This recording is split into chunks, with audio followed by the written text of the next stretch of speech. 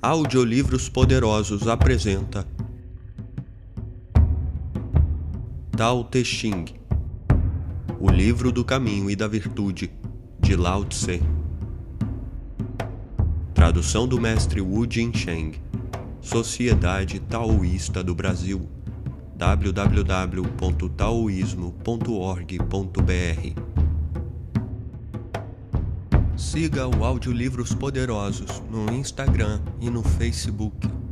Acesse o nosso site www.escribitoria.com. A sua leitura vai começar agora. Agradecimentos. Este trabalho é dedicado ao meu mestre, Sr. Ma Ho Yang, ao qual sou muito grato por tudo o que me ensinou. Gostaria de expressar meus sinceros agradecimentos a Andréia de Moraes, Mônica Simas e Francisco Mourão pela atenciosa revisão.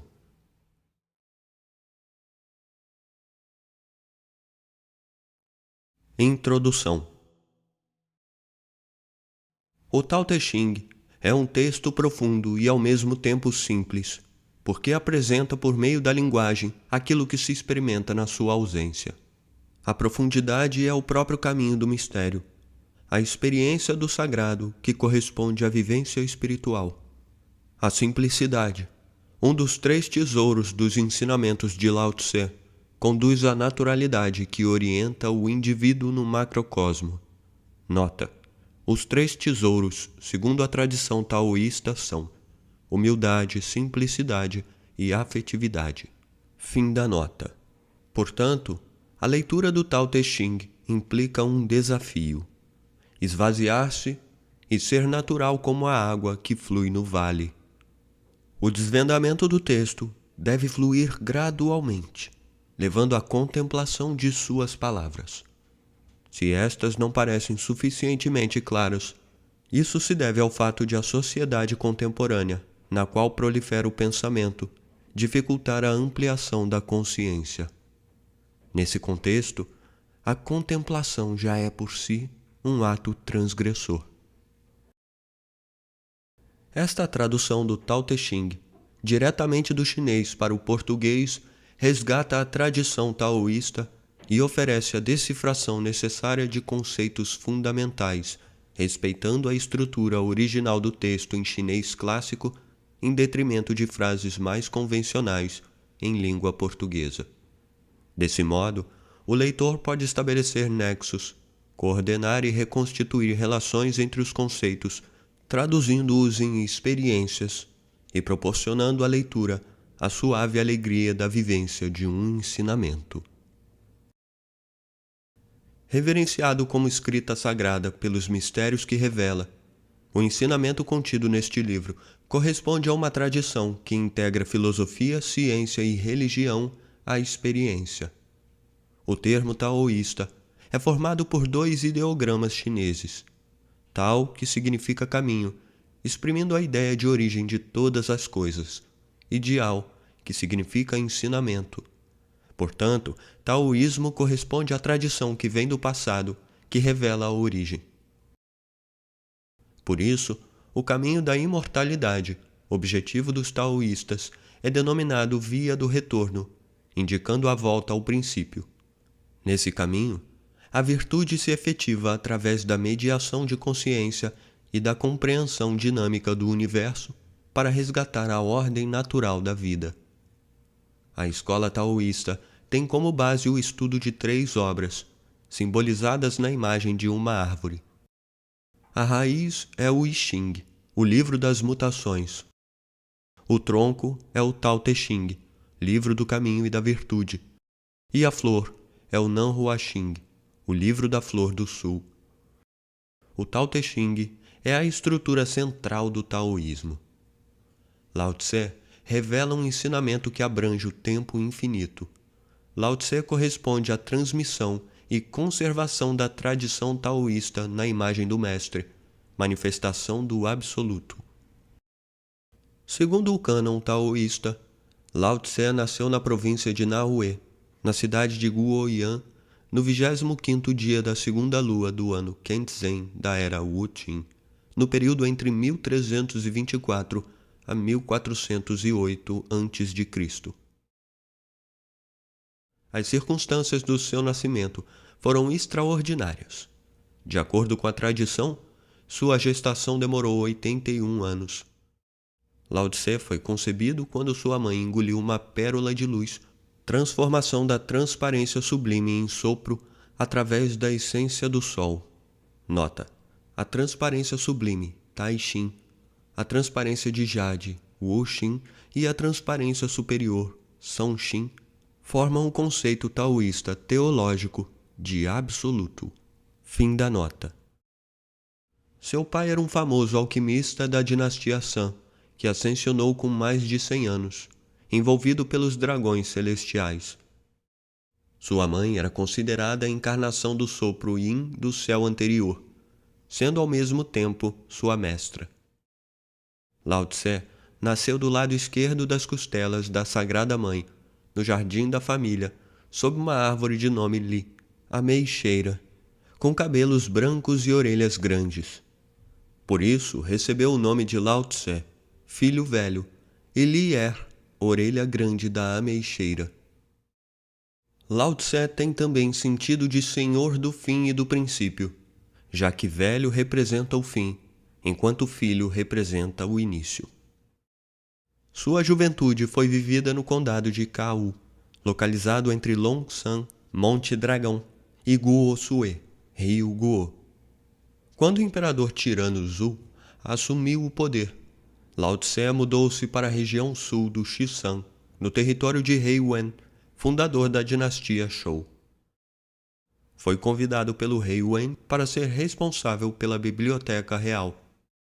Mais tarde, foi nomeado para o cargo de historiador real, permanecendo como tal até o 19º dia da quinta lua do 25º ano da era do rei Zhao, quando solicitou dispensa e retornou à sua terra natal, acompanhado do escudeiro Xu Jia.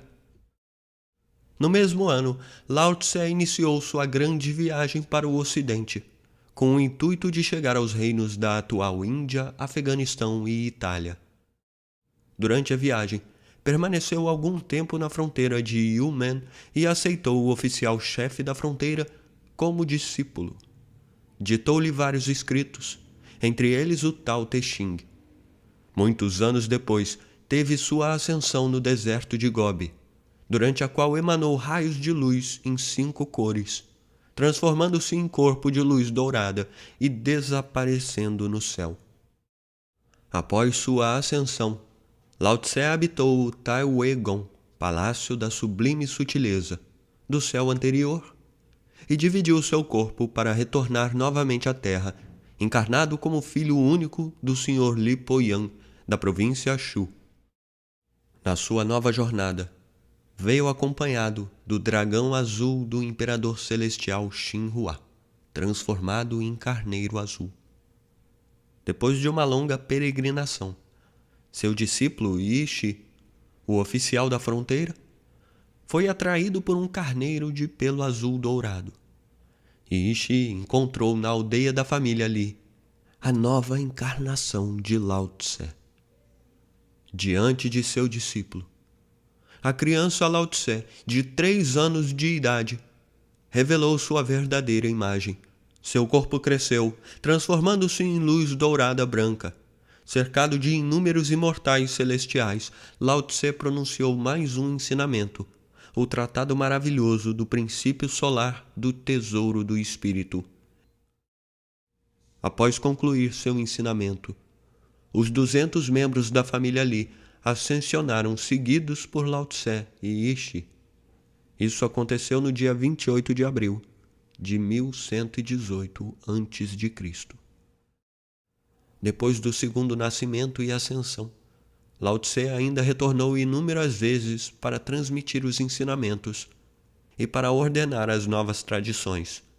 Por isso é chamado pelos taoístas como sublime patriarca do caminho.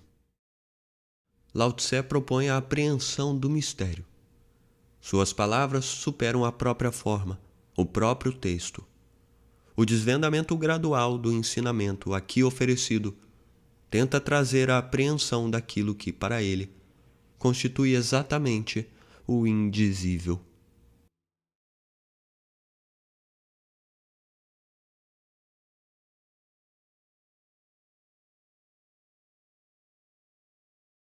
Capítulo 1. O caminho que pode ser expresso não é o caminho constante. O nome que pode ser enunciado não é o nome constante. Sem nome, é o princípio do céu e da terra. Com nome, é a mãe de 10.000 coisas. Assim, a constante não aspiração é contemplar as maravilhas, e a constante aspiração é contemplar o orifício. Ambos são distintos em seus nomes, mas têm a mesma origem. O comum entre os dois se chama mistério. O mistério dos mistérios é o portal para todas as maravilhas. Nota: não aspiração significa ausência de intenção. Maravilha significa as manifestações do caminho. Aspiração significa a manutenção da vontade. E o orifício tem 2 sentidos. Primeiro, luz, claridade ou cor branca. Segundo, próprio orifício, cova ou abertura. Mistério tem 2 sentidos também.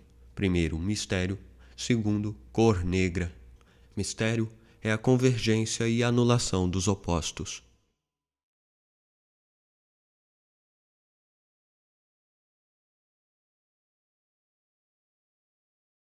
Capítulo 2. Quando os seres sob o céu reconhecem o belo como belo, então isso já se tornou um mal. E reconhecendo o bem como bem, então já não seria um bem. A existência e a inexistência geram-se uma pela outra. O difícil e o fácil completam-se um ao outro. O longo e o curto estabelecem-se um pelo outro.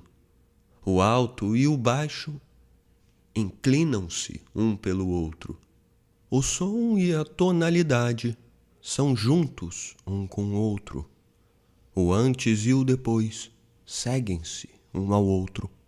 Portanto, o homem sagrado realiza a obra pela não-ação e pratica o ensinamento através da não-palavra. Os 10.000 seres fazem, mas não para se realizar. Iniciam a realização, mas não a possuem. Concluem a obra sem se apegar, e justamente por realizarem sem apego, não passam. Nota: Senzen, homem sagrado, originado no conceito da sagração do homem, que tem sentido de união da consciência pura com a vida infinita. Wu Wei, não ação, tem sentido de ação sem intenção. E Wu Yen, não palavra, tem sentido de palavra sem intenção. Fim da nota.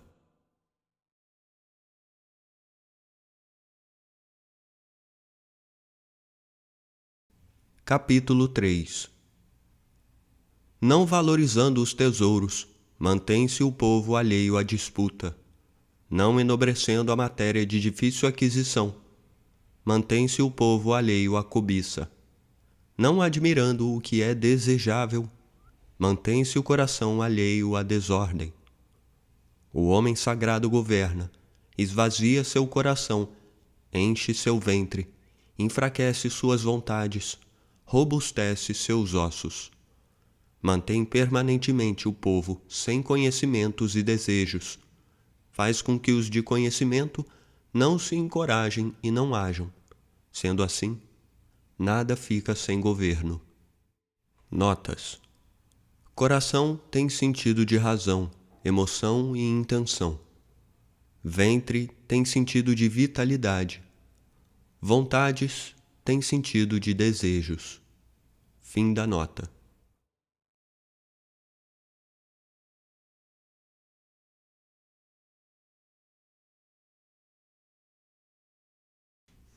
Capítulo 4. O caminho é o vazio, e seu uso jamais o esgota. É imensuravelmente profundo e amplo, como a raiz dos 10.000 seres, cegando o corte, desatando o nó, harmonizando-se a luz, e igualando-se à poeira. Límpido como a existência eterna, não sei de quem sou filho, venho de antes do Rei Celeste. Nota: vazio ou harmonia. Vazio é a natureza do caminho, harmonia é a manifestação do caminho. Rei Celeste. Itzian significa imagem ou forma. Ti significa rei. Itzian Ti é o nome atribuído ao Rei Celeste, Deus onipotente, criador de todas as formas. Fim da nota.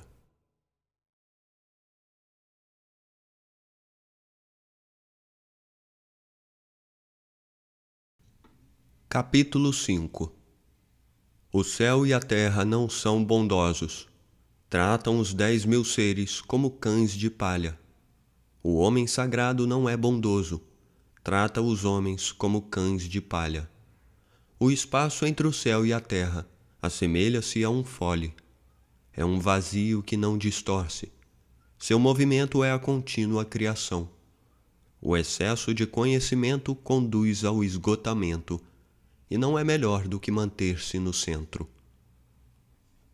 Nota: cão de palha representa no sacrifício o desapego do ser.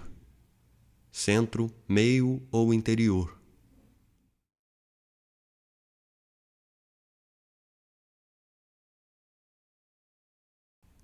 Capítulo 6. O espírito do vale nunca morre. Isso se chama orifício misterioso. A porta do orifício misterioso é a raiz do céu e da terra. Seja suave e constante, usufruindo sem se apressar. Nota: espírito do vale representa a consciência do vazio. Orifício misterioso é o espaço onde o universo se cria e se destrói.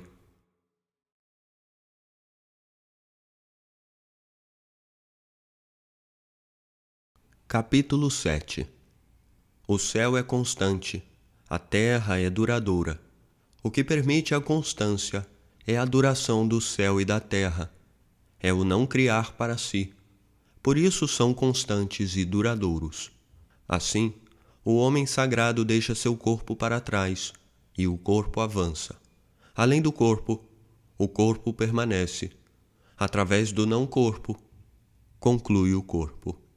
Nota: o corpo aqui tem sentido de corpo espiritual.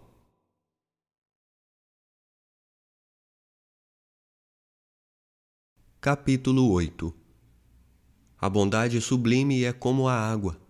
A água, na sua bondade, beneficia os 10.000 seres sem preferência. Permanece nos lugares desprezados pelos outros, por isso assemelha-se ao caminho. Viva com bondade na terra. Pense com bondade, como um lago. Conviva com bondade, como irmãos. Fale com a bondade de quem tem palavra. Governe com a bondade de quem tem ordem. Realize com a bondade de quem é capaz. Haja com bondade todo o tempo. Não dispute, assim não haverá rivalidade. Nota: a água no I Ching é o primeiro elemento da natureza. Representa o princípio. Na alquimia taoísta, corresponde ao sopro primordial.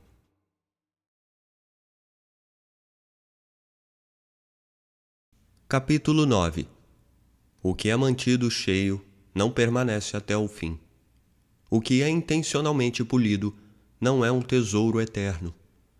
Uma sala cheia de ouro e jade é difícil de ser guardada. Riqueza e nobreza somadas à arrogância trazem para si a própria culpa. Concluir o nome, terminar a obra, retirar o corpo. Este é o caminho do céu.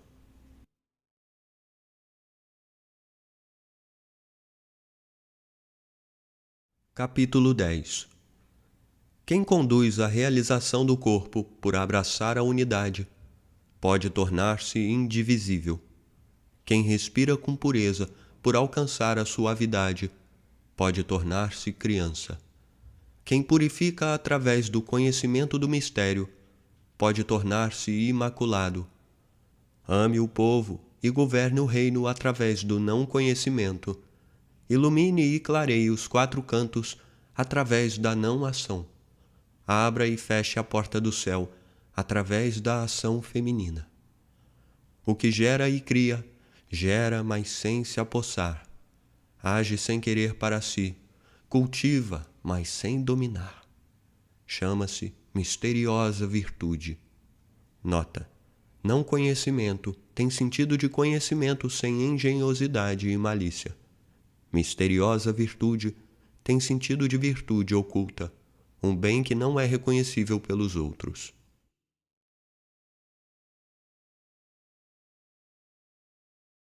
Capítulo 11. 30 raios convergem ao vazio do centro da roda. Através dessa não existência, existe a utilidade do veículo. A argila é trabalhada na forma de vasos. Através da não existência, existe a utilidade do objeto. Portas e janelas são abertas na construção da casa. Através da não existência, existe a utilidade da casa. Assim, da existência vem o valor, e da não existência, a utilidade.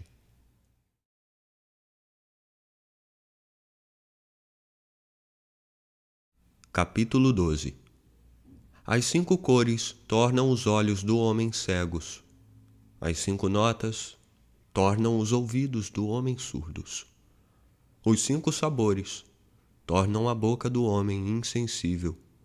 Carreiras de caça no campo tornam o coração do homem enlouquecido. Os bens de difícil obtenção tornam a caminhada do homem prejudicada. Por isso, o homem sagrado se realiza pelo ventre e não pelo olho. Assim, afasta este e escolhe aquele. Nota: a relação entre cor, nota musical e sabor com os 5 movimentos. Madeira, azul, mi, ácido. Fogo, vermelho, sol, amargo. Terra, amarelo, dó, doce. Metal, branco, ré, picante. Água, preto, lá, salgado. Fim da nota.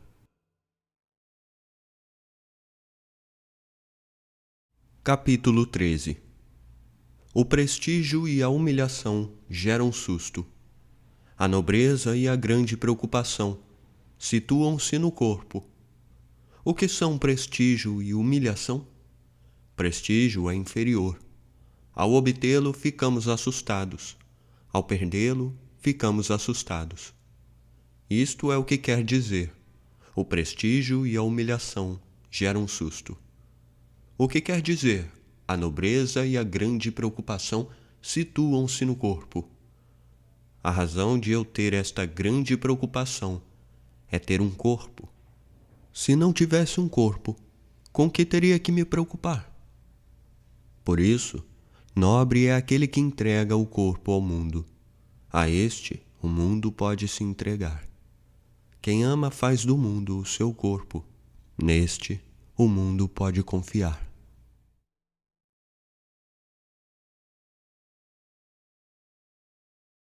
Capítulo 14. Aquilo que se olha e não se vê chama-se invisível. Aquilo que se escuta e não se ouve chama-se inaudível. Aquilo que se abraça e não se possui chama-se impalpável. Estes 3 não podem ser revelados, por isso se fundem e se tornam um. Enquanto o superior não é luminoso, enquanto o inferior não é vago. O constante que não pode ser nomeado é o retorno à não existência, é a expressão da não expressão, é a imagem da não existência. A isso se chama indeterminado. Encarando-o, não se vê sua face, seguindo-o, não se vê suas costas. Quem mantém o caminho ancestral poderá governar a existência presente. Quem conhece o princípio ancestral encontrará a ordem do caminho.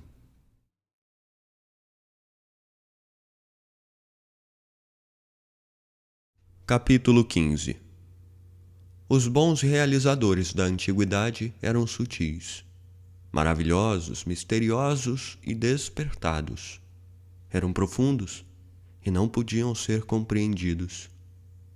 E justamente por não poderem ser compreendidos, é preciso esforçar-se para ilustrá-los. Receosos como quem atravessa um rio no inverno, cautelosos como quem teme seus vizinhos, reservados como o hóspede, solúveis como o gelo fundente, genuínos como a madeira bruta, vazios como os vales, entorpecidos como as águas turvas. O turvo, através da quietude, torna-se gradualmente límpido. O quieto, através do movimento, torna-se gradualmente criativo. Aquele que resguarda este caminho não tem desejo de se enaltecer, e justamente por não se enaltecer, mesmo envelhecido, pode voltar a criar.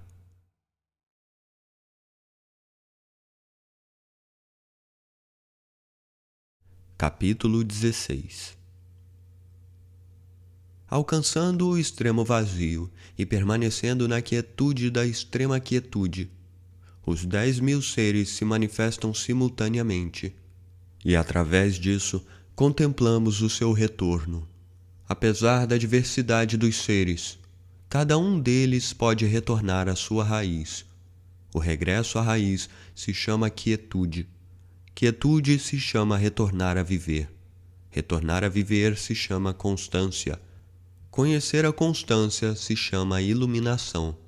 Desconhecer a constância é a impropriedade que provoca o infortúnio. Quem conhece a constância é abrangente. Quem é abrangente pode ser coletivo. O coletivo tem o poder da criação. A criação tem o poder do céu. O céu tem o poder do caminho. O caminho tem o poder do eterno. Assim, mesmo perdendo o corpo, não irá perecer. Nota: retorno. Hexagrama Fu do I Ching representa no auge da quietude o nascimento da atividade.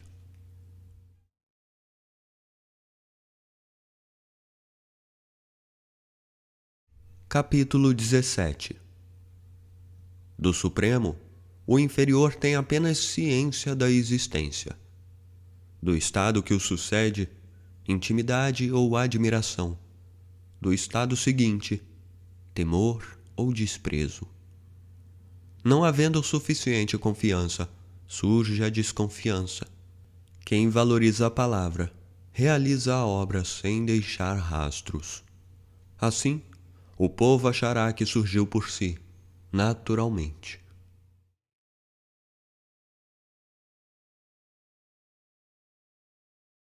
Capítulo 18.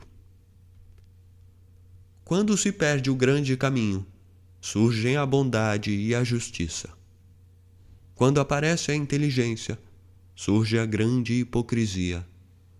Quando os 6 parentes não estão em paz, surgem o amor filial e o amor paternal. Quando há desordem e confusão no reino, surge o patriota. Nota: bondade e justiça são 2 das 5 virtudes do taoísmo. Bondade, justiça, sabedoria, polidez e fidelidade. 6 parentes. Mãe e filho representa a relação superior e inferior.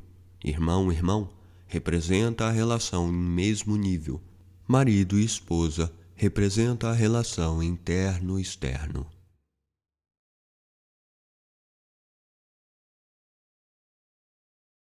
Capítulo 19. Anule o sagrado e abandone a inteligência, e o povo 100 vezes se beneficiará. Anule a bondade e abandone a justiça, e o povo retornará ao amor filial e ao amor paternal. Anule a engenhosidade e abandone o interesse, e não haverá mais ladrões nem roubos. Se estas 3 frases ditas não são o suficiente, então faça existir aquilo em que se possa confiar, encontrando e abraçando a simplicidade, reduzindo o egoísmo e diminuindo os desejos.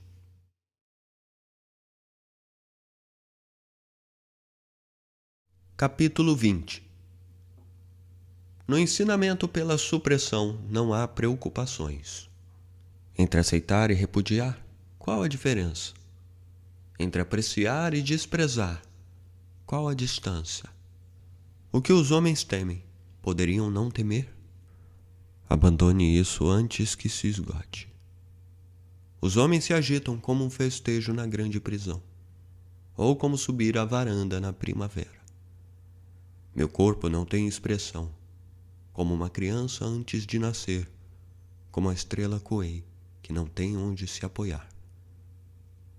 As pessoas todas possuem em excesso, somente eu aparento estar perdendo. Sou como um ignorante que tem o coração puro. Os medíocres vivem lúcidos. Somente eu aparento estar confuso. Os medíocres vivem lúcidos. Somente eu estou introspectivo, indefinido, como uma infinita noite silenciosa. As pessoas todas têm um ego. Somente eu o ignoro, considerando-o precário. O que quero que me distinga das demais é valorizar o alimentar-se da mãe. Nota: Kuei, alfa da constelação Ursa Maior, representa o espírito primordial dos seres.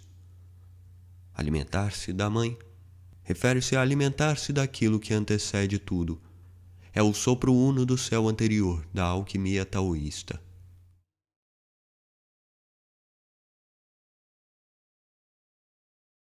Capítulo 21. A abrangência da virtude do orifício é seguir apenas o caminho. O caminho, enquanto existência, é indistinguível e indescritível. Dentro do indistinguível e indescritível há uma existência. Dentro do indistinguível e indescritível há uma imagem. E dentro dessa profunda obscuridade há uma essência. Essa essência é absolutamente autêntica. E dentro dela há uma prova. Desde a antiguidade até hoje, o seu nome nunca foi esquecido. E ele pode observar a beleza e a bondade de tudo. Como posso saber a causa da beleza e da bondade de tudo? É através da prova. Nota: virtude do orifício significa a virtude do vazio, da não-ação. Shin, essência do universo manifestado. Prova: algo real e fiel à natureza do caminho.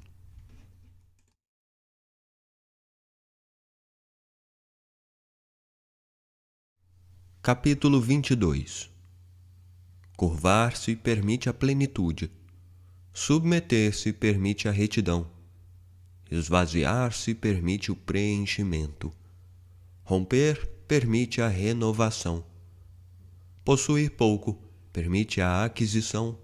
Possuir muito permite a ganância. Por isso, o homem sagrado abraça a unidade, tornando-a o modelo sob o céu. Não julga por si, por isso é óbvio. Não vê por si, por isso é resplandecente. Não se vangloria, por isso a realização. Não se exalta, por isso cresce. Só por não disputar, nada pode disputar com ele. Antigamente se dizia: curvar-se permite a plenitude. Como poderiam ser palavras vazias? Assim, ao alcançar a plenitude, encontra-se o retorno.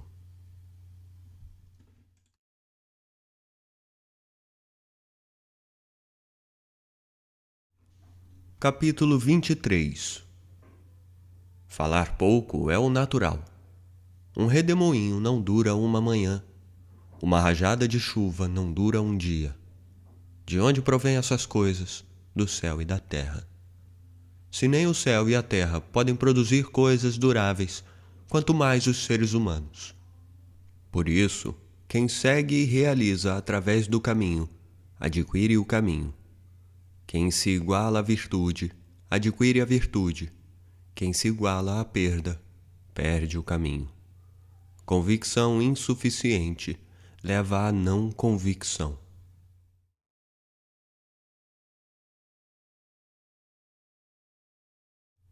Capítulo 24. Quem respira apressado não dura. Quem alarga os passos não caminha. Quem se vê por si não se ilumina. Quem aprova por si não resplandece. Quem se auto-enriquece não cria a obra. Quem se exalta não cresce. Esses, para o caminho, são como os restos de alimento de uma oferenda, coisas desprezadas por todos. Por isso, quem possui o caminho não atua desse modo.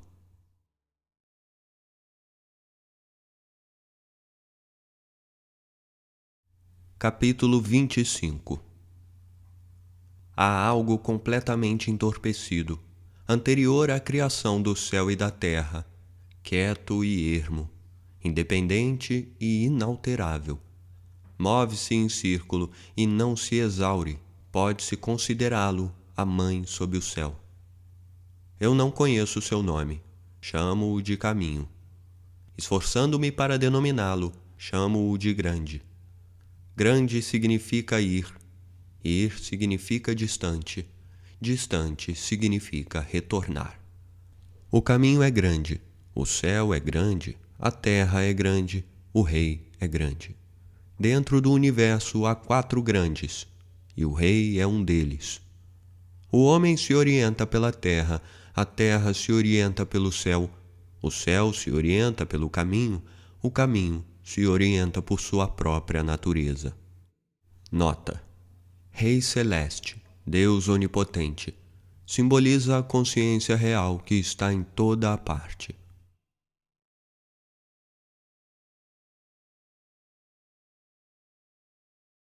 Capítulo 26. A ponderação torna enraizado o leviano. A quietude torna governado o inquieto.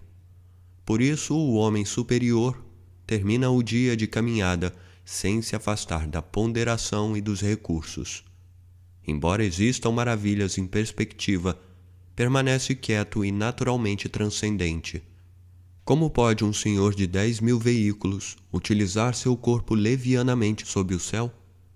Ao ser leviano, perderia a raiz.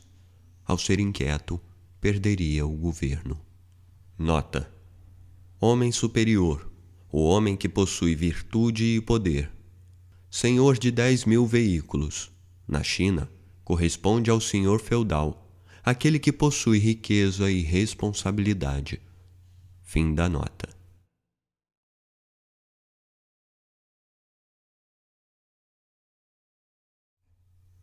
Capítulo 27.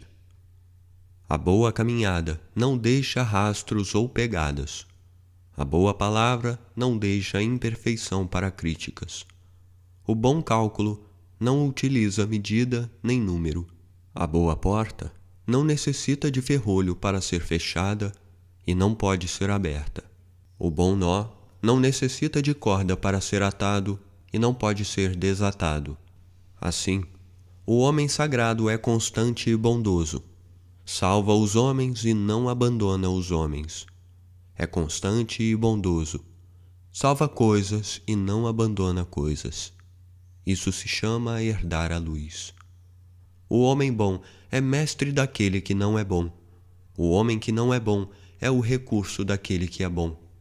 Quem não valoriza seu mestre e quem não ama seu recurso, mesmo inteligente, permanece enormemente desorientado. A tudo isso denomina-se maravilha essencial. A tudo isso denomina-se maravilha essencial.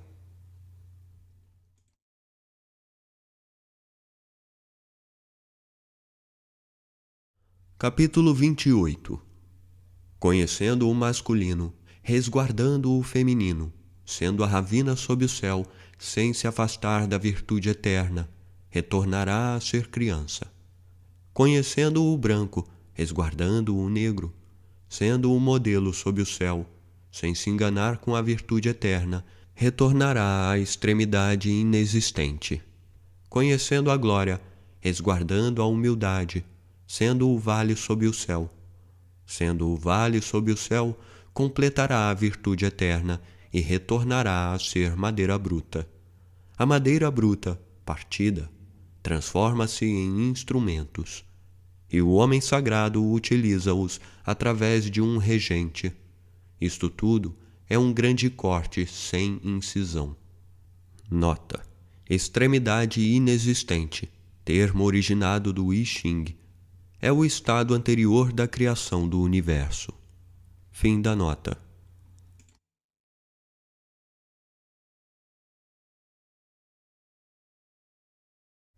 Capítulo 29. Para quem deseja possuir o mundo e age para isso, vejo não o conseguirá. O mundo é um recipiente espiritual que não se pode manipular. Quem o manipula, destrói. Quem o retém, perde. Pois as coisas caminham ou acompanham, sopram quente ou sopram frio, são rígidas ou flexíveis, ligam-se ou rompem-se.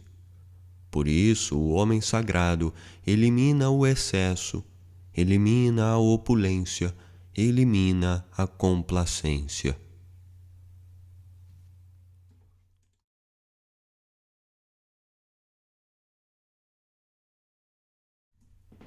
Capítulo 30. Aquele que utiliza o caminho para auxiliar o Senhor dos homens não utiliza a arma e a força sob o céu, pois esta atividade beneficia o revide. Onde o exército se instala, surgem espinhos e ervas secas. Por isso, o homem bom é determinado, porém cauteloso. Não utiliza a força para conquistar. É determinado sem se orgulhar. É determinado sem se envaidecer. É determinado sem se glorificar. É determinado sem se tornar excessivo. Isto é, determinado, porém sem se esforçar. Coisas exuberantes dirigem-se à velhice. Isso se chama negar o caminho. Negando o caminho, irá falecer cedo.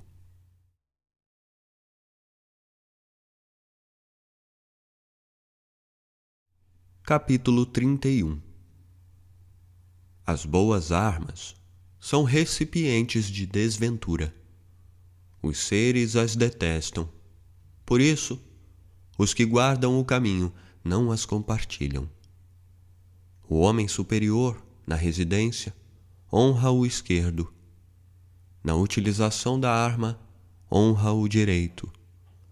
A arma é o recipiente da desventura, não é o recipiente do homem superior. Seu uso é apenas para o inevitável. O superior é como uma chama serena, por isso não se maravilha. Ao maravilhar-se, certamente teria prazer. Tal prazer mata o homem. Aquele que tem prazer em matar não pode triunfar sob o céu. Por isso, assuntos venturosos valorizam o esquerdo. Assuntos funestos valorizam o direito. Sendo assim, o general auxiliar encontra-se à esquerda. O general superior encontra-se à direita. Suas palavras são tratadas como rito fúnebre. Matam muitas pessoas. Por estas, chora-se de tristeza. A guerra vencida é tratada como rito fúnebre. Nota: no simbolismo do I Ching, a direção norte está nas costas do homem, enquanto a direção sul está na frente. Sendo assim, a direção à esquerda é leste, corresponde à aurora, o lado da vida. A direção à direita é oeste, corresponde ao acaso, o lado da morte. Fim da nota.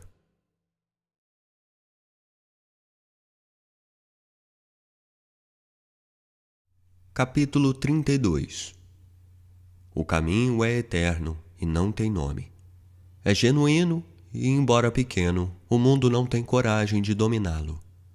Se reis e príncipes pudessem preservá-lo, os 10.000 seres iriam por si próprios obedecer. Quando o céu e a terra unem-se para escorrer o doce orvalho, o povo não pode interferir nisso, que por si é uniforme. O princípio domina a existência e o nome. Então o nome passa a existir. E irá também saber cessar. Sabendo cessar, não perecerá. A relação do mundo com o caminho é como a dos riachos e vales com os rios e mares.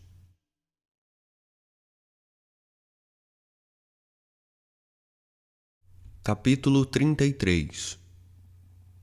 Quem conhece os homens é inteligente. Quem conhece a si mesmo é iluminado. Vencer os homens é ter força. Quem vence a si mesmo é forte. Quem sabe contentar-se é rico. Agir fortemente é ter vontade. Quem não perde a sua residência perdura. Quem morre, mas não perece, eterniza-se.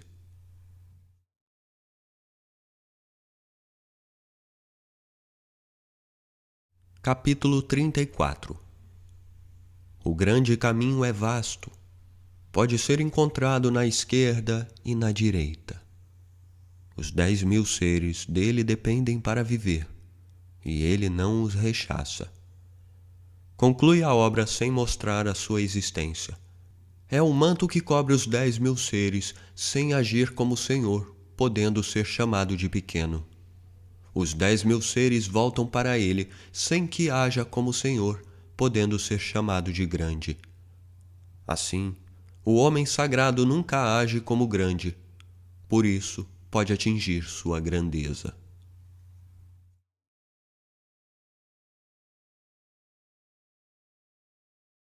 Capítulo 35.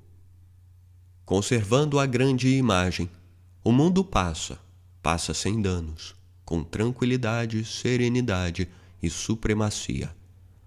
A música e as iguarias param o viajante. As palavras que nascem do caminho são insossas, carecem de sabor. Olhar não é suficiente para vê-lo, escutar não é suficiente para ouvi-lo, usar não é suficiente para esgotá-lo.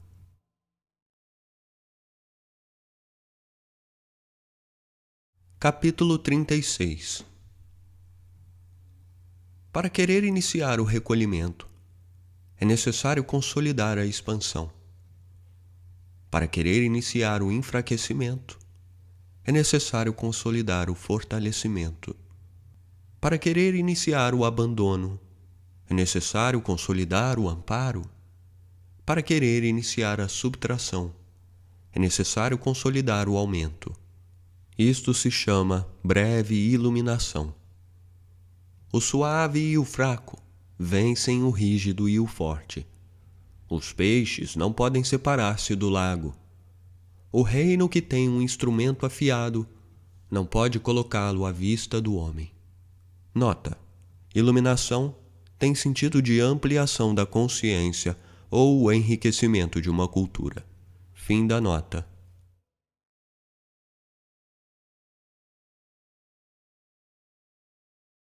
Capítulo 37. O caminho é uma constante não-ação que nada deixa por realizar. Se reis e príncipes pudessem resguardá-lo, os 10.000 seres iriam se transformar por si. Porém, se na transformação despertassem desejos, eu iria estabilizá-los através da simplicidade do sem-nome. A simplicidade do sem-nome também se inicia no não-desejo. O não-desejo traz quietude. O céu e a terra por si estarão em retidão.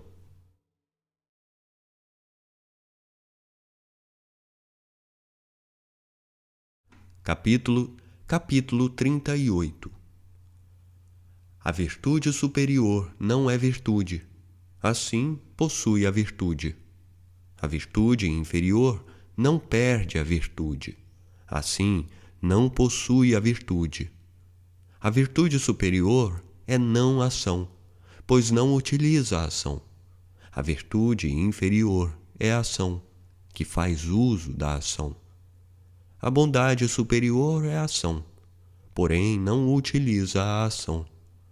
A justiça superior é a ação, que faz uso da ação. A suprema polidez é a ação que, se não obtém correspondência, repele usando o braço como reação. Por isso, a perda do caminho segue-se então a virtude, a perda da virtude segue-se então a bondade, a perda da bondade segue-se então a justiça, a perda da justiça segue-se então a polidez. Assim, a polidez é o empobrecimento da fidelidade e da confiança, é o princípio da confusão. Aquele de conhecimentos avançados, como a flor do caminho, é o princípio da estupidez. Por isso, o grande homem coloca-se no consistente e não coloca-se no rarefeito. Habita no fruto e não habita na flor. Por isso, afasta esta e persiste naquele. Por isso, afasta esta e persiste naquele.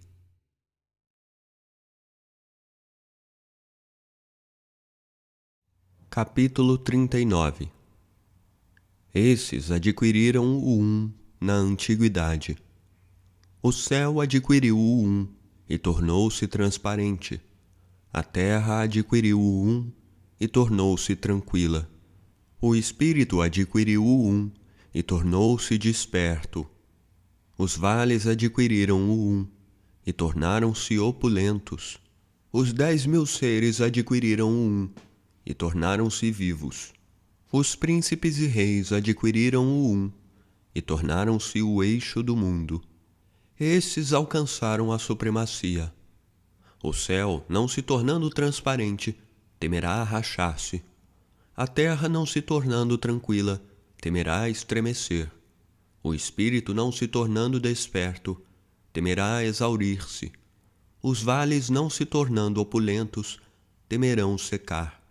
Os 10.000 seres, não se tornando vivos, temerão extinguir-se. Os príncipes e os reis, não se tornando nobres, temerão a derrota. Por isso, o nobre utiliza a humildade como princípio, o alto utiliza o baixo como base. Sendo assim, os príncipes e os reis denominam-se a si mesmos de órfãos, carentes e indignos. Isto seria utilizar a humildade como princípio, não seria? Por isso, alcançar o valor é aproximar-se do não-elogio, não desejando o vulgar como o jade, sendo simples como a pedra.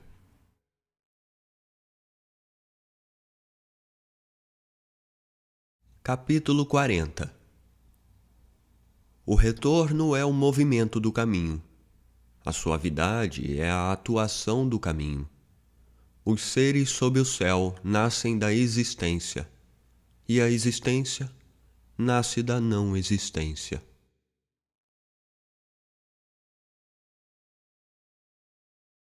Capítulo 41. O homem superior, ao ouvir sobre o caminho, esforça-se para poder realizá-lo. O homem mediano, ao ouvir sobre o caminho, às vezes o resguarda, às vezes o perde. O homem inferior, ao ouvir sobre o caminho, trata-o às gargalhadas. Se não fosse tratado às gargalhadas, não seria suficiente para ser o caminho. Por isso, as seguintes palavras sugerem: a iluminação do caminho é como se fosse a obscuridade. O avanço do caminho é como se fosse o retrocesso. As planícies do caminho são como se fossem iguais. A virtude superior é como se fosse o comum. A grande brancura é como se fosse o sujo. A virtude ampla é como se fosse insuficiente. Construir a virtude é como se fosse roubar. A consistência verdadeira é como se fosse um instável. O grande quadrado não tem ângulos. O grande recipiente conclui-se tarde. O grande som carece de ruído. A grande imagem não tem forma. O caminho é invisível e não tem nome. Assim, apenas o caminho é bom em auxiliar e concluir.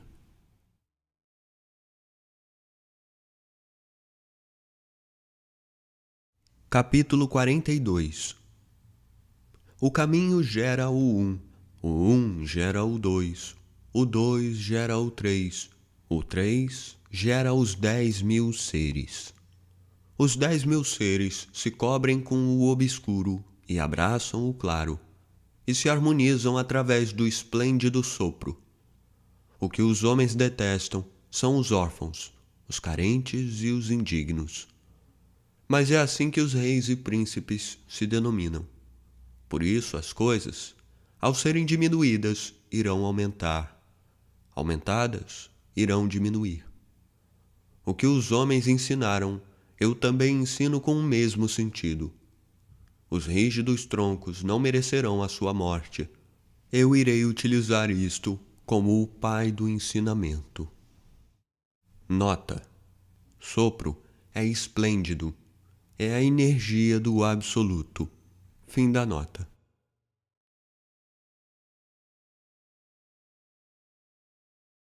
Capítulo 43. Sob o céu. O mais suave cavalga sobre o mais duro, sob o céu. A não existência pode penetrar no sem espaço. Por isso, conheço o benefício da não ação, o ensinamento da não palavra, o benefício da não ação. Sob o céu, são poucos que os alcançam.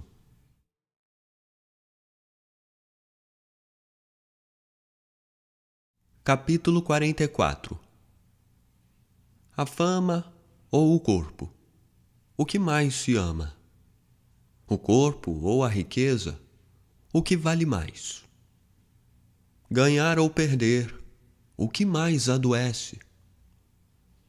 Por isso, o excesso de desejo causará um grande desgaste, e o excesso de acúmulos causará uma morte rica. Quem sabe se contentar não se humilha. Quem sabe se conter não irá se exaurir. Sendo assim, poderá viver longamente.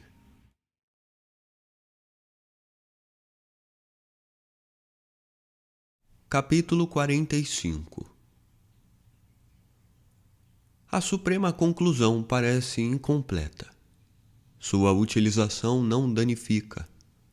A suprema abundância parece vazia. Sua utilização não esgota. A suprema retidão parece tortuosa. A suprema habilidade parece canhestra. A suprema eloquência parece tartamudear. O movimento vence o frio, a quietude vence o calor. A transparência e a quietude atuam governando sob o céu.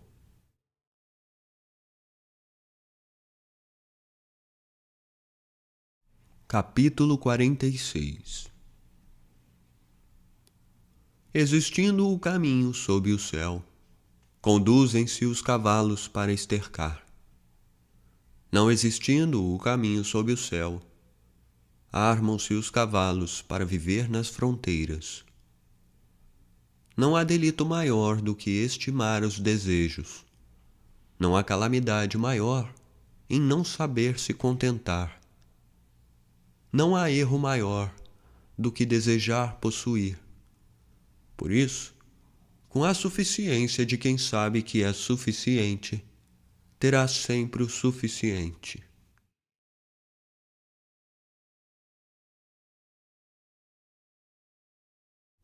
Capítulo 47. Sem sair da porta, pode-se conhecer o mundo. Sem ver através da janela, pode-se conhecer o caminho do céu. Quanto mais longe saímos, tanto menos conhecemos. Por isso, o homem sagrado conhece sem caminhar, reconhece sem ver, realiza sem agir.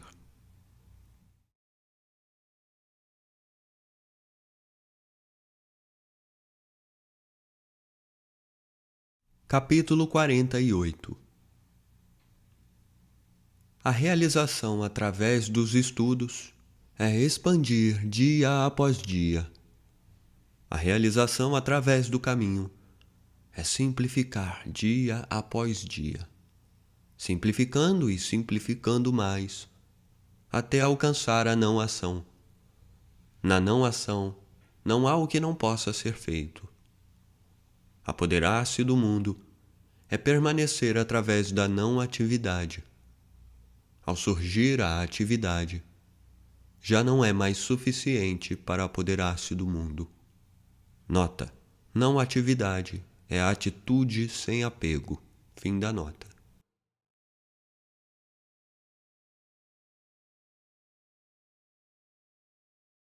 Capítulo 49. O homem sagrado não tem coração. Toma o povo como seu coração. Com os bons, faço o bem. Com os que não são bons, faço o bem também. Adquirindo o bem, com os sinceros, sou sincero. Com os que não são sinceros, sou sincero também. Adquirindo a sinceridade. O homem sagrado sob o céu age cautelosamente fundindo os corações do mundo. O povo todo com olhos e ouvidos atentos. O homem sagrado os trata como crianças.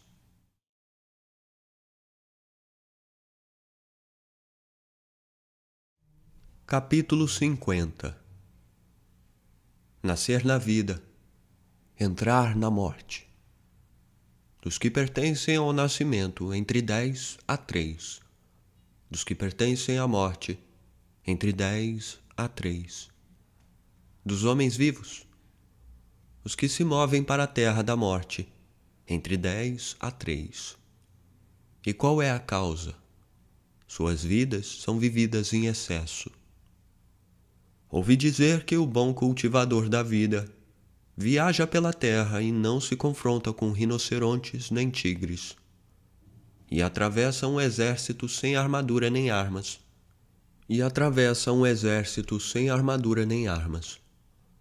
Os rinocerontes não têm onde enfiar o chifre, os tigres não têm onde cravar as garras, e as armas não têm onde alojar as lâminas. E qual a causa? Nele não existe lugar para a morte.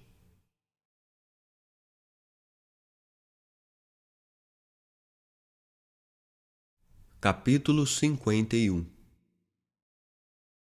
O caminho gera, a virtude cria, a matéria forma, a conclusão completa. Por isso os 10.000 seres veneram o caminho e estimam a virtude. O caminho é venerável, a virtude é estimável, pois eles não segregam e são constantemente naturais. Assim, o caminho gera, a virtude cria.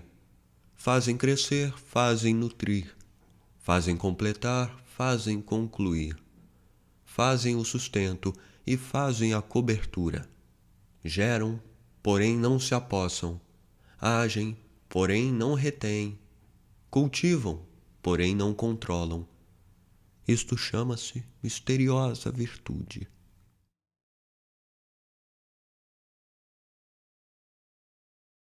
Capítulo 52.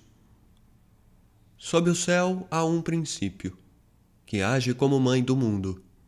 Já que existe a mãe, pode-se conhecer o filho. Já que se conhece o filho, volte a preservar a mãe. Assim, o fim do corpo não conduzirá à morte.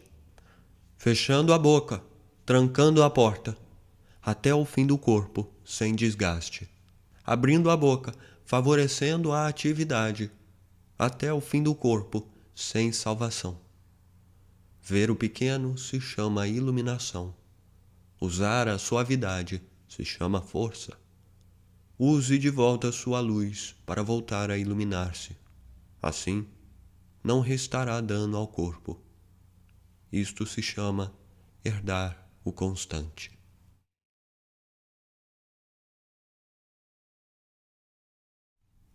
Capítulo 53. Torne-me naturalmente firme e possuidor do saber, percorrendo o grande caminho, temendo apenas o desperdício. O grande caminho é bastante tranquilo, mas os homens gostam bastante de trilhas. Governo com excesso de degraus, campo com excesso de erva daninha, armazém com excesso de vazios.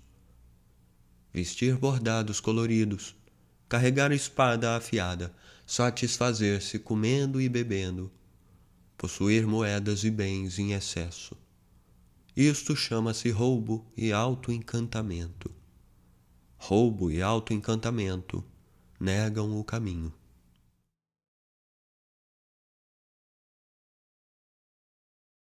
Capítulo 54. Bem plantado não se desarraiga, bem abraçado não se aparta.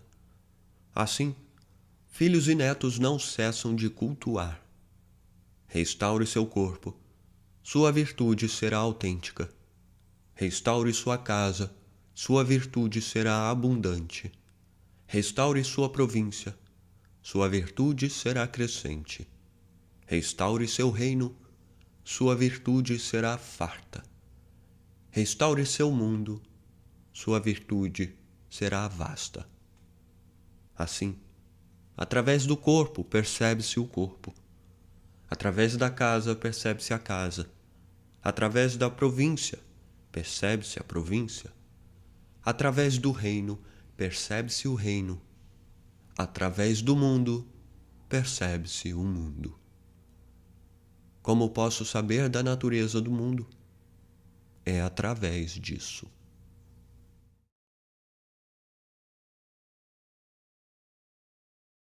Capítulo 55. Quem possui a virtude em abundância é como um recém-nascido. Os insetos não o picam.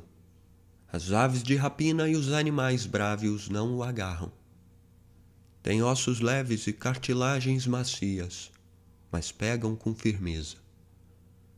Desconhece a união de macho e fêmea, mas seu órgão se desperta pela plenitude da essência. Grita até o fim do dia, mas não fica rouco pela plenitude da harmonia. Conhecer a harmonia chama-se constância. Conhecer a constância chama-se iluminar. Enriquecer a vida chama-se esclarecer. E o coração que ordena o sopro chama-se força. As coisas no seu auge tornam-se velhas. Isso chama-se negar o caminho. Negando o caminho, rapidamente falecem.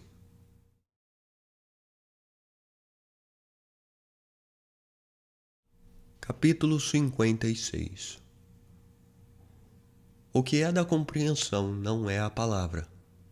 O que é da palavra não é a compreensão.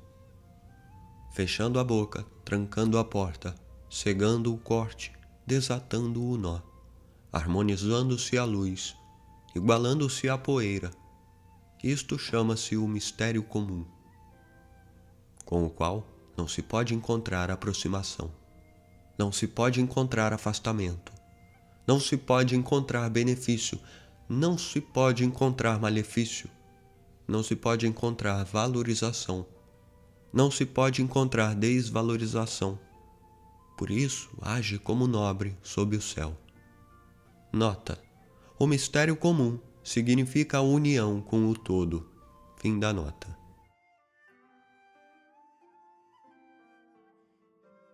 Capítulo 57. Através da retidão organiza-se o reino. Através da singularidade dirige-se a guerra. Através da não atividade adquire-se o mundo. Como posso saber da natureza do mundo? É através disso. Muitas restrições e omissões no mundo tornam completamente pobre o povo. Muitos instrumentos afiados entre o povo fazem crescer a confusão no reino e na família. Muito conhecimento engenhoso entre o povo faz crescer o surgimento de objetos estranhos.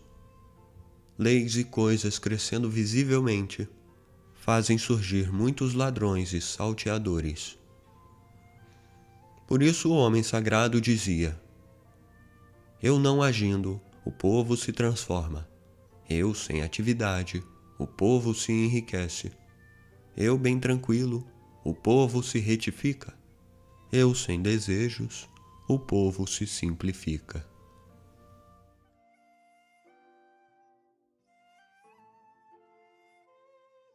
Capítulo 58.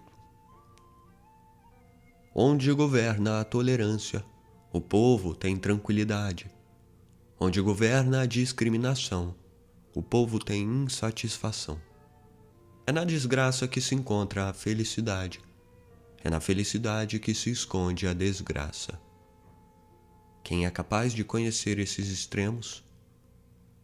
Na ausência de governo, o governo passa a agir como estranho. A bondade passa a agir como maldade. A ilusão do homem tem seu dia consolidado longamente. Seja quadrado sem corte, seja honesto sem humilhar, seja reto sem abuso, seja luminoso sem ofuscar.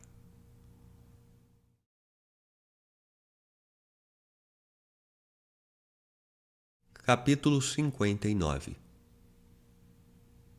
Para reger o homem e servir o céu, nada como ser o modelo. Somente sendo o modelo, pode-se dominar cedo. Dominar cedo significa aumentar o acúmulo de virtude. Aumentando o acúmulo de virtude, então não há o que não se possa vencer. Não havendo o que não se possa vencer, não se conhece seu extremo. Podendo conhecer seus extremos, pode-se possuir o reino. Possuindo a mãe do reino, pode-se ser constante. Isto é uma raiz profunda e um pedúnculo sólido. É o caminho da vida constante e visão duradoura.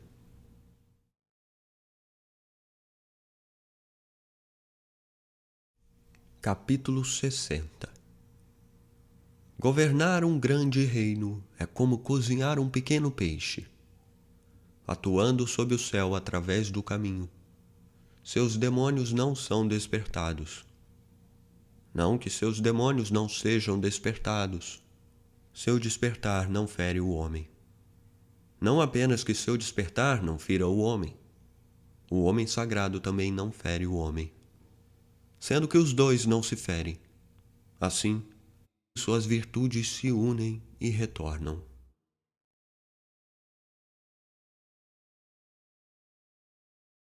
Capítulo 61. O grande reino é aquele corrente abaixo. É um campo sob o céu.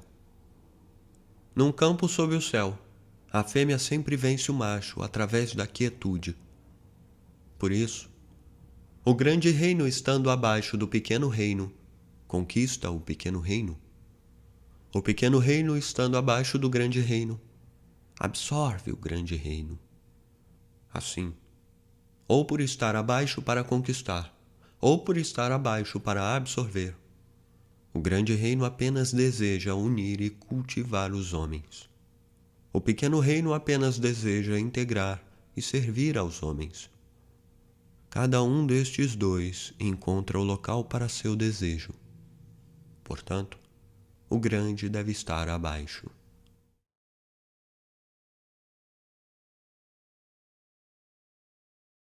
Capítulo 62. O caminho é o segredo dos 10.000 seres. Tesouro do homem benevolente. É o que o homem não benevolente não guarda.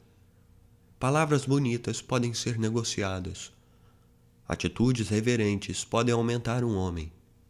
Mesmo com a não benevolência do homem, como se poderia abandoná-lo? Por isso, ergue-se o Filho do Céu. Ordenam-se os 3 duques. Mesmo possuindo o jade de oferenda antes de 4 cavalos, nada se compara a sentar e entrar no caminho. Por que motivo antigamente se valorizava o caminho? Não diziam que quem busca pode adquirir? Quem possui culpa pode ser absolvido? Por isso é valioso sob o céu. Nota: os reis eram chamados de filhos do céu. Jade de oferenda é um objeto de arte antiga feito de jade, representa as joias preciosas. 4 cavalos. Antigamente, os carros de 4 cavalos pertenciam aos nobres.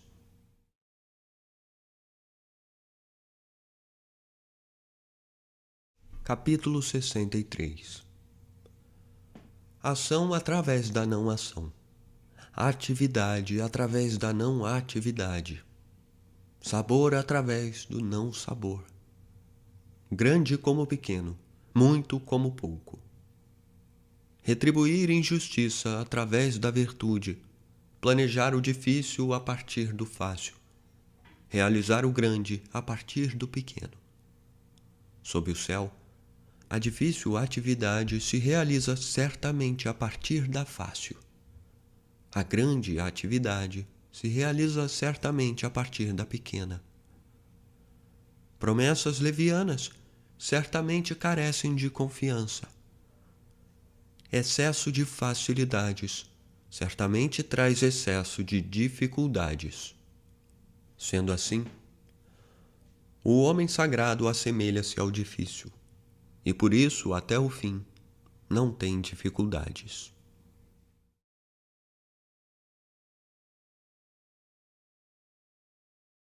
Capítulo 64. O que tem paz é fácil de manter. O que é anterior ao despertar é fácil de planejar. O que é frágil é fácil de quebrar. O que é pequeno é fácil de dissolver. Realiza-se a partir da existência. Organiza-se a partir de antes da desordem. Uma árvore de grande abraço gera-se de uma fina muda. Uma torre de 9 andares levanta-se de um acúmulo de terra. Uma viagem de 1000 léguas inicia-se debaixo dos pés. Quem age fracassa, quem se apega perde. Assim, o homem sagrado não age, por isso não fracassa. Não se apega, por isso não perde. Os homens, na realização das atividades, sempre fracassam em suas quase conclusões. Cautela, tanto no fim como no princípio, conduz à atividade sem fracasso. Assim, o homem sagrado deseja através do não desejo. Não valoriza as coisas de difícil aquisição, aprende através do não aprender. Possui o que ultrapassa todos os homens, para auxiliar a naturalidade dos 10.000 seres e não encorajar a ação.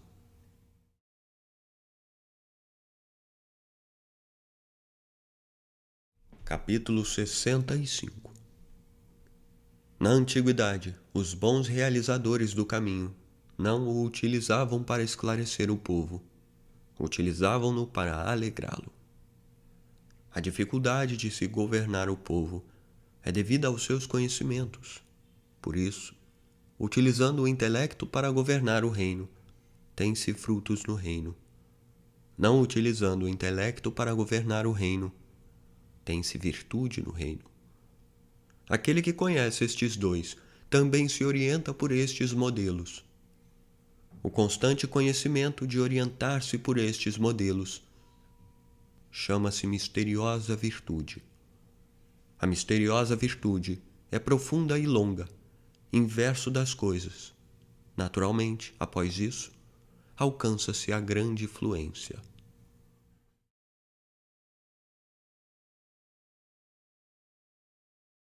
Capítulo 66. O que pode tornar os rios e mares reis dos 100 vales é saber situar-se embaixo. Por isso, podem ser os reis dos 100 vales. Assim, o homem sagrado, aspirando estar acima dos homens, coloca suas palavras abaixo das deles. Aspirando estar à frente dos homens, coloca seu corpo atrás dos deles. Portanto, situa-se em cima, mas seu povo não sente o peso. Situa-se à frente, porém o povo não é lesado. Assim o mundo alegra-se em exaltá-lo, porém sem desgosto. Como ele não disputa, o mundo não pode disputar com ele.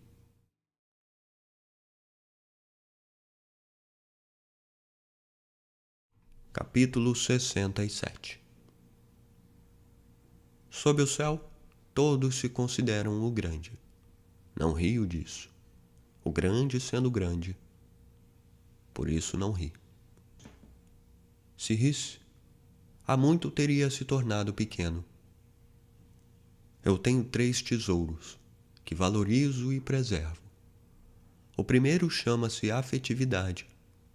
O segundo chama-se simplicidade.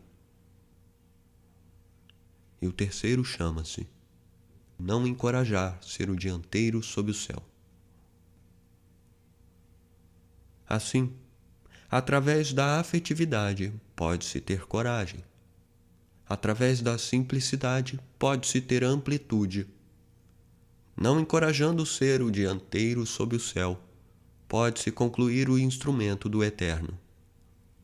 Hoje, abandonando a afetividade e tendo coragem, abandonando a simplicidade e tendo amplitude, abandonando o ulterior e tornando-se o dianteiro, isso é morrer. Através da afetividade, com a manifestação, é ordenada a retidão, com o resguardo, é ordenada a adoração. Quando o céu quer salvar, utiliza a afetividade como proteção. Nota: não encorajar a ser o dianteiro sob o céu representa a humildade.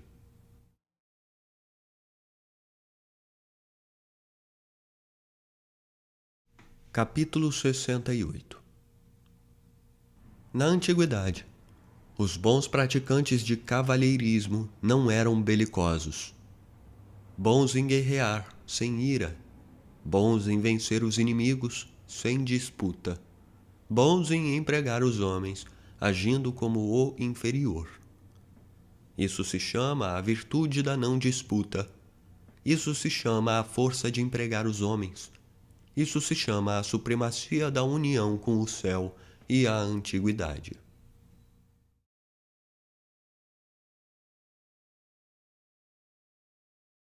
Capítulo 69. Sobre o uso da arma, há um provérbio. Não me encorajo a agir como anfitrião, prefiro agir como hóspede. Não me encorajo em avançar uma polegada, prefiro recuar um pé. Isso se chama mover não movendo, agarrar não abraçando, defender não lutando, enfrentar sem inimizade. Não há desgraça maior do que humilhar o inimigo. Humilhando o inimigo, então, arriscamos perder nosso tesouro. Por isso, no confronto onde as armas se igualam, vence então o que está entristecido.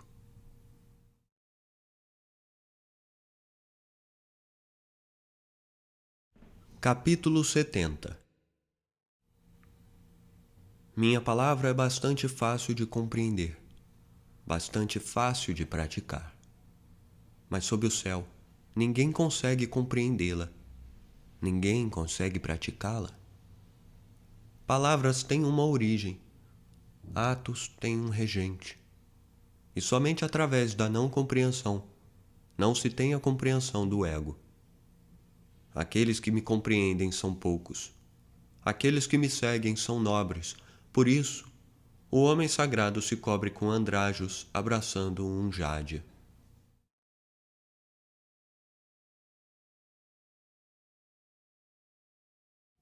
Capítulo 71.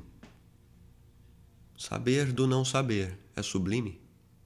Não saber do saber é doença. Assim, um homem sagrado não adoece, por considerar doença a doença. Por isso, não há doença.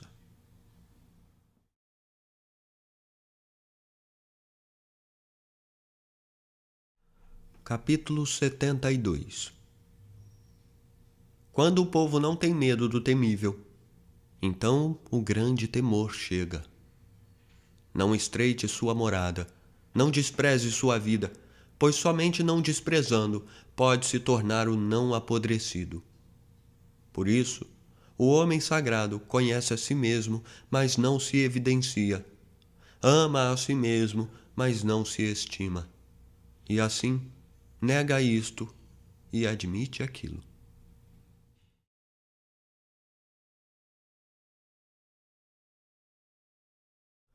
Capítulo 73. Quem tem coragem de ser valente, terá a morte. Quem tem coragem de ser cauteloso, terá a vida. E esses dois são ora benéficos, ora maléficos. Quando o céu repudia, quem compreenderá a causa? O caminho do céu não disputa, mas é bom em vencer. Não fala, mas é bom em responder. Não é invocado, mas por si vem. Não fala, mas é bom em planejar. A teia do céu é grandiosamente grande, liga-se a tudo e de nada se perde.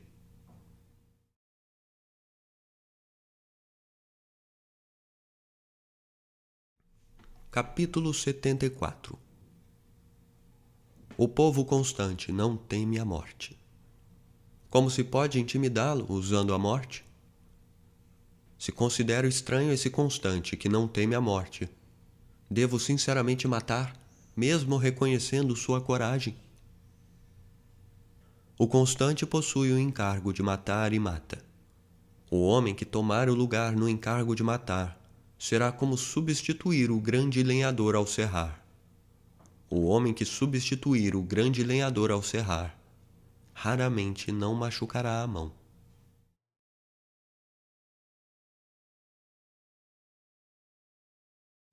Capítulo 75. A fome do homem é devida a seu superior alimentar-se de impostos em demasia. Por isso existe a fome. A difícil governabilidade de 100 famílias é devida a seu superior agir intencionalmente. Por isso existe o desgoverno.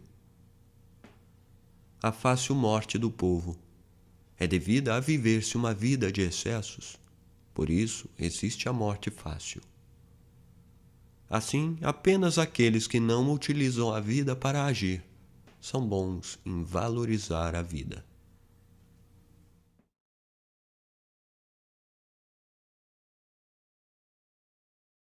Capítulo 76. O homem ao nascer é tenro e brando, ao morrer é rígido e duro. A erva, a madeira e os 10.000 seres ao brotarem são como a suave penugem do ventre do pássaro. Ao morrer, são secos e murchos. Por isso, os rígidos e duros são companheiros da morte. Os tenros e brandos são companheiros da vida. Sendo assim, as armas duras não vencem, as árvores duras são comuns.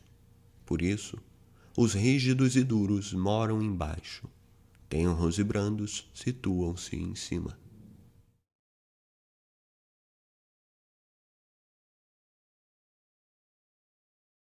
Capítulo 77. O caminho do céu é como o retesar do arco. A parte superior abaixa, a parte inferior sobe. A parte que possui sobra é diminuída, a parte não suficiente é completada. O caminho do céu diminui a sobra possuída, completa o não suficiente, mas o caminho do homem não se orienta assim. Diminui do não suficiente para oferecer ao que possui sobra. Mas quem pode possuir sobra para oferecer ao mundo? Somente aquele que possui o caminho. Por isso, o homem sagrado age sem querer para si, conclui a obra, mas não se apega, e não deseja mostrar sua eminência.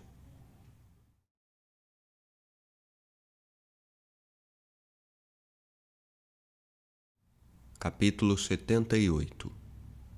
Sob o céu, nada é mais suave e brando que a água. No entanto, para atacar o que é rígido e duro, nada pode se adiantar a ela, nada pode substituí-la. Assim, a suavidade vence a força, o brando vence o duro. Sob o céu, não há quem não o saiba, não há quem possa praticá-lo. Por isso o homem sagrado disse: aceitar as impurezas do reino chama-se reger o cereal e a terra. Aceitar as desventuras do reino chama-se reinar sob o céu. As palavras corretas parecem contrárias.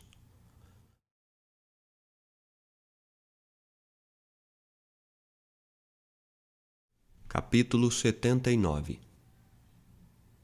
Ao se conciliar um grande rancor, certamente ainda se terá um resto de rancor. Então, como se pode agir bem? Sendo assim, o homem sagrado toma o sinal esquerdo e não critica as pessoas. Por isso, quem tem virtude se orienta pelo sinal, quem não tem virtude se orienta pelo vestígio. O caminho do céu não cria intimidade, mas acompanha sempre o homem bom. Nota: sinal tem sentido de correspondência. Esquerdo é o lado do coração. O homem sagrado se corresponde com o mundo através do coração.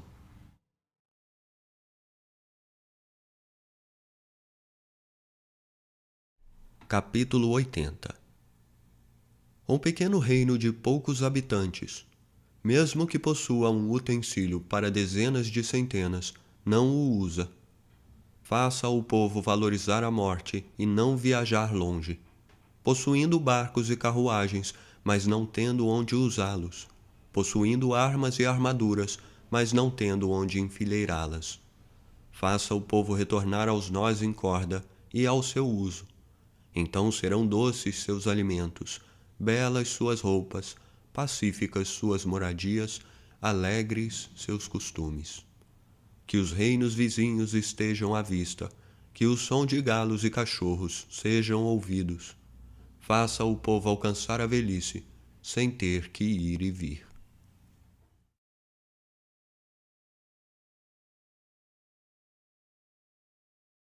Capítulo 81. Palavras confiáveis não são belas. Palavras belas não são confiáveis.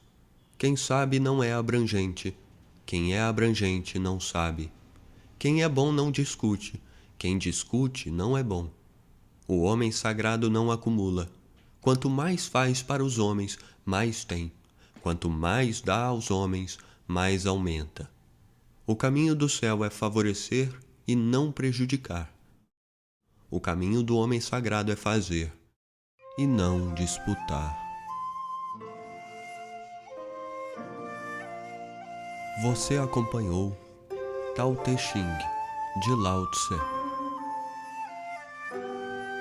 Esta é uma produção Scriptória. Scriptória é audiolivros poderosos.